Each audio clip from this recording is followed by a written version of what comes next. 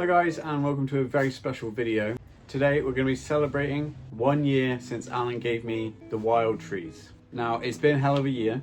We're going to go through everything. We're going to go through, first of all, an update on all of the trees, the history, what the trees have been up to.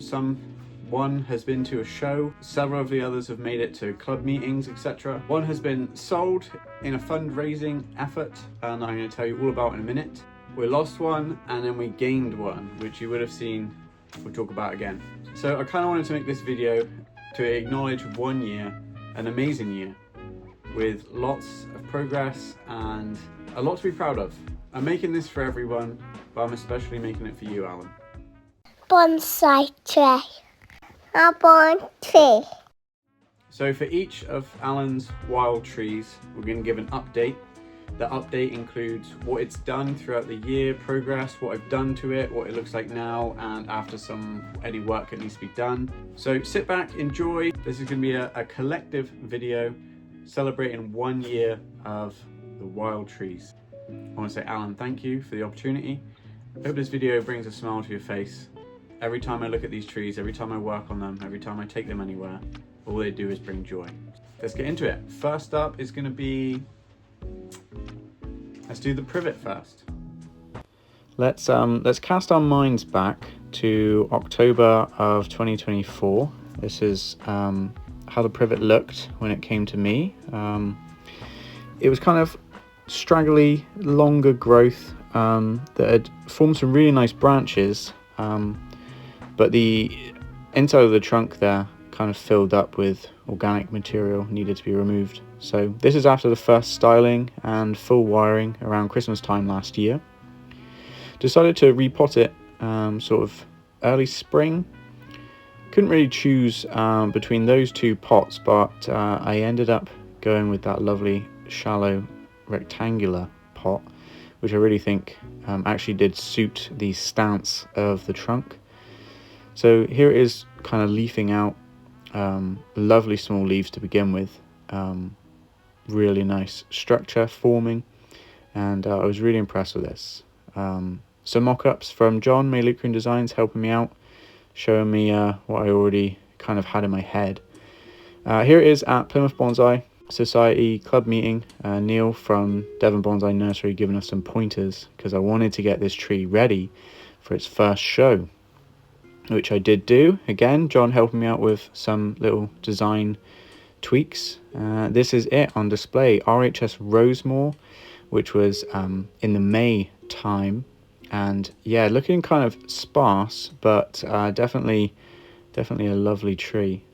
Actually fitting really well with the Plymouth display, which we were all very proud of, as you can imagine. So yeah, this was it, RHS Rosemore.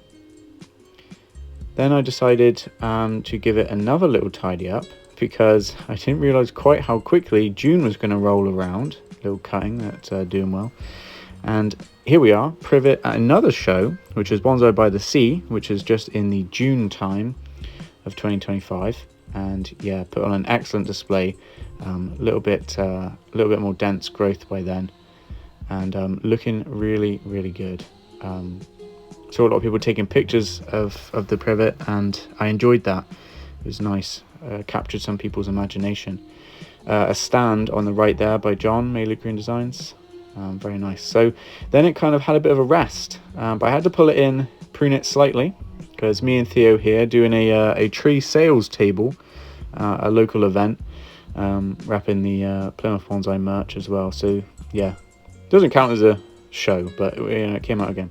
End of the season growth, end of the season look at this little cutting, which a lovely little marmee tree here, or maybe even an accent of some kind. So that is the privet now, just before I pulled it in for some work, and after. We're going to go through some things together right now.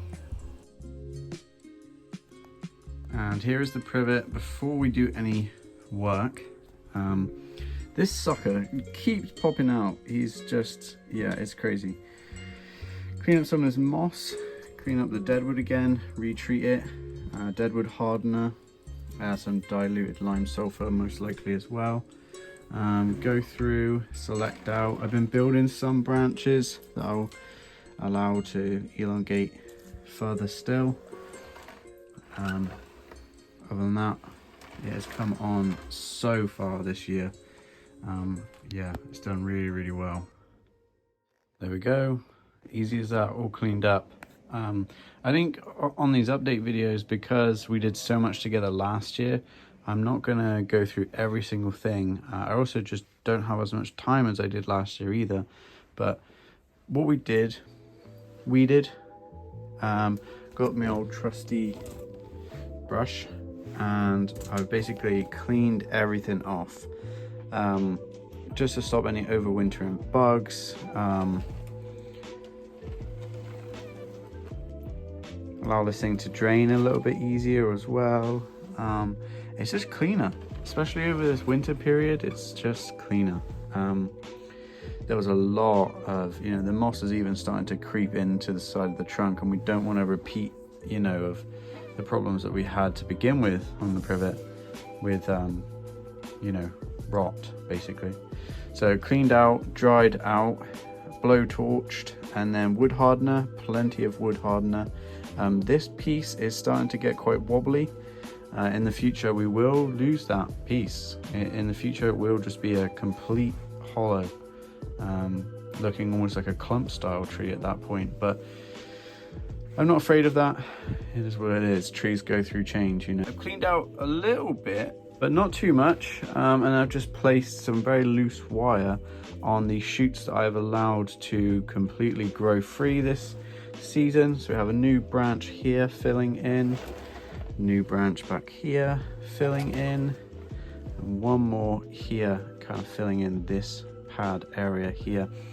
The apex is going to need attention. We might get brave with it next season, depending on whether this goes into shows or not. We may take the call to finally reduce this height down to where I see it, which is around here, But before we do that, we need to continue health and vigor. There'll be no repot in the spring, so that's okay. And yeah, that is the Privet update. What should we do next? Alan's Korean hornbeam. Let's go.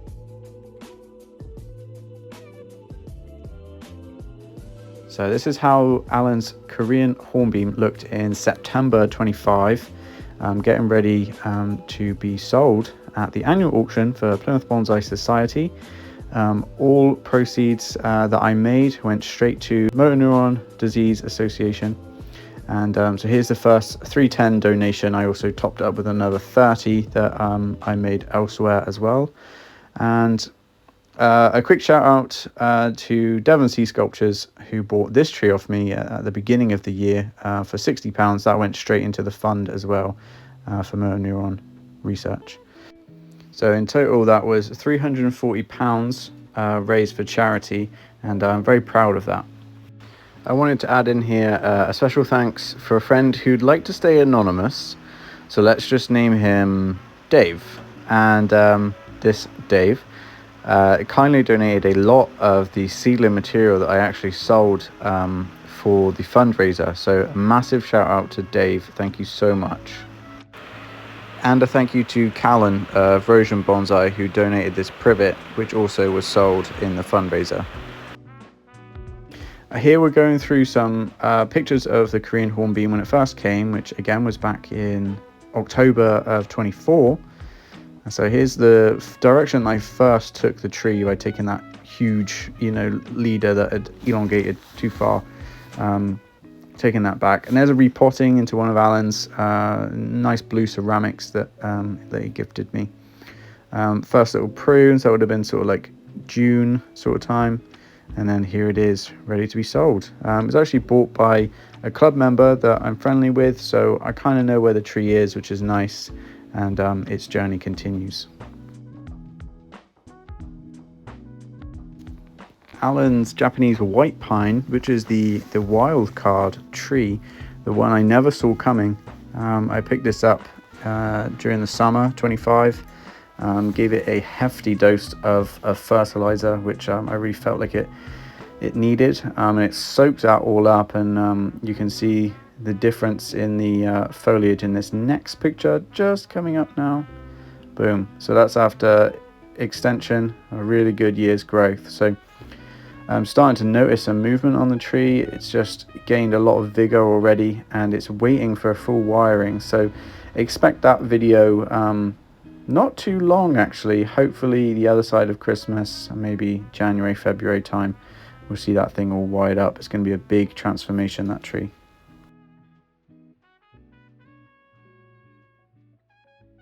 Alan's yew had hell of a year actually, so we'll get into all of that. This is it when it came in the October of 24.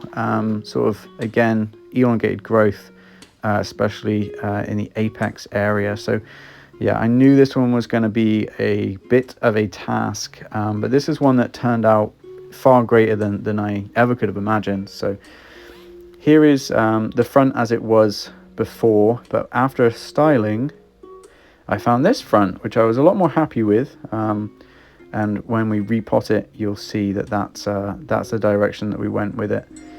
So here it is after a little repotting, flipped that new angle, and throughout the growing season, I just took some nice pictures. So here we go, boom, needed a haircut, did really well. That first flush was really significant.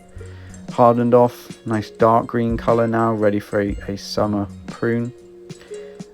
Here's me with some incense shots as I was getting ready. So I've already worked on the yew because I wanted to take it to a demonstration that I was doing for Plymouth Bonsai Society, and the timing was before this video, so I've already done the work, which I'll explain in a moment, but it turned out really good. We just were selecting some buds, and I'm going to go through all that in some videos shortly.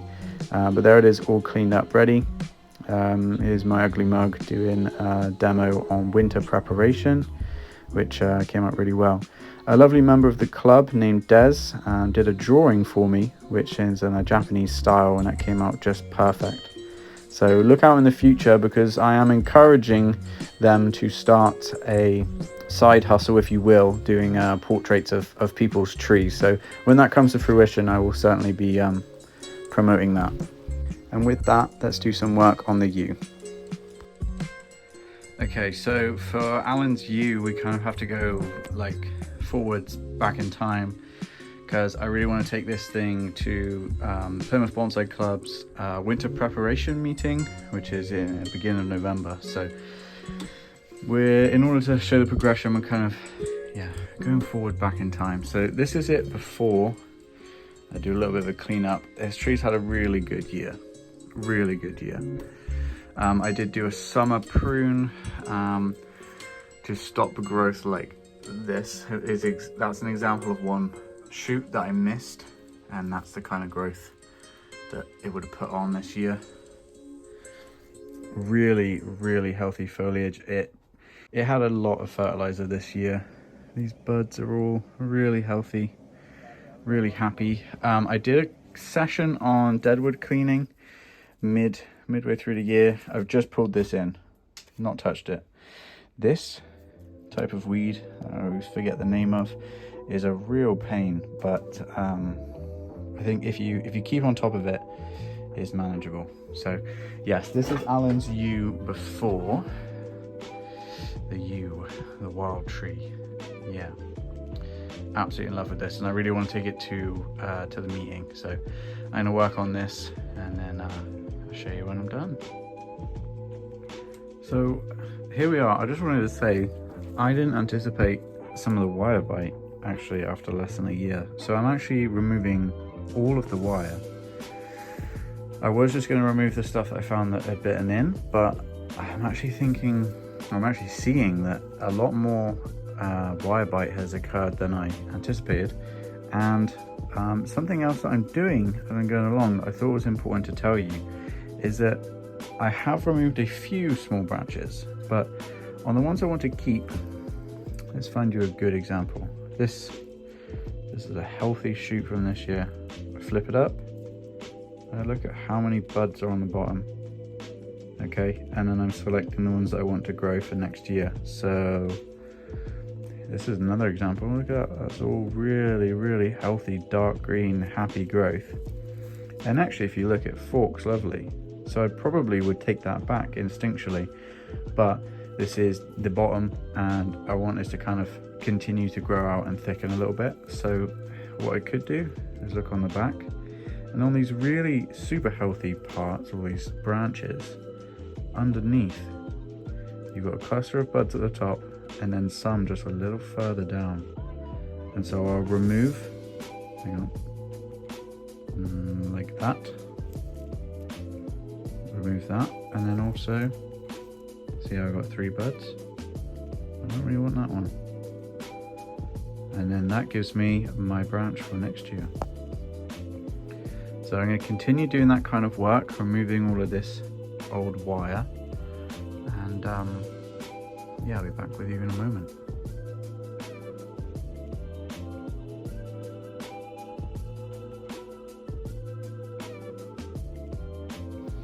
Okay, Itoigawa Juniper. This is the tree that came to me. So we're looking at pictures of it now in October 24.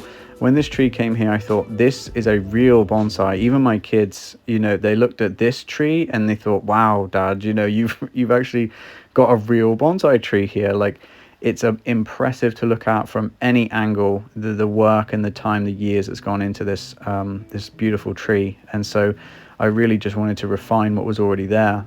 Here it is at a club meeting, which I took, I think this was last year. It's fairly early days.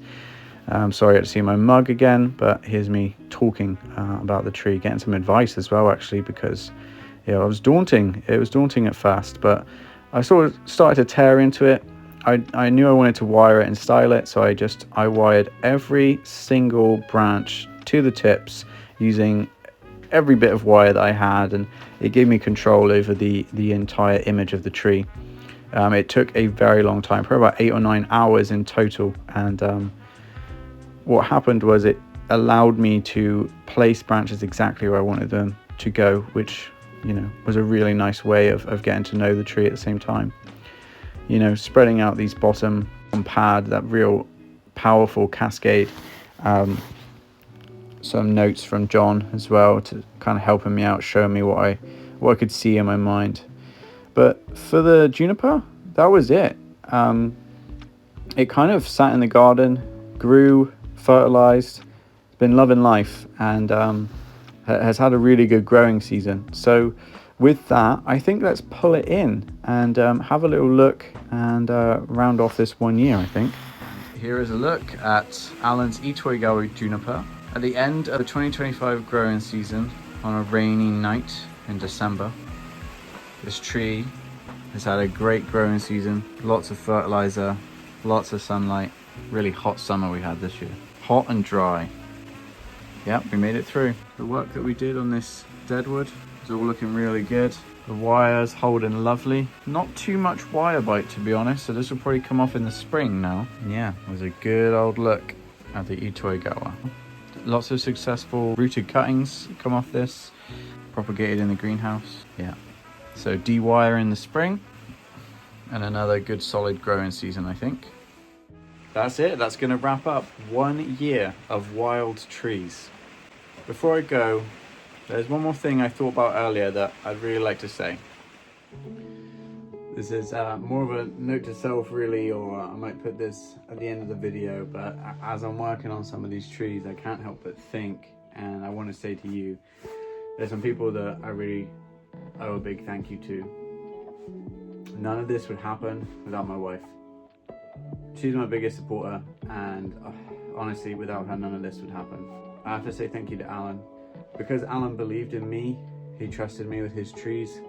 I spent the last 12 months establishing myself in my local club, getting myself out of my comfort zone, going to shows, doing demos, giving talks, one-to-ones. I'm even starting to build a portfolio of transformations, initial stylings, all kinds of stuff, and I really don't think I would have jumped into it heads on without my wife, Alan, and a good friend John, Mainly Green Designs. Those 3 people supporting me, believing in me the most is or I'm truly grateful for, and I have to include that. I have to include that in this video because I wouldn't be where I am now without those people supporting me and always being there for me. With that, wherever you are in the world, make sure you're taking care of yourself. See you guys in the next one. Bye. If you enjoy the videos and you'd like to support the channel, please consider following the links in the description. Here you'll find links to the Amazon wishlist. This is the best way to help the channel. Alternatively, you can buy these t-shirts. Please email or DM me to find out how you can get those. Lastly, the easiest way to help support the channel is drop a like on this video and please press the subscribe button. That would mean the world to me. Thank you so much.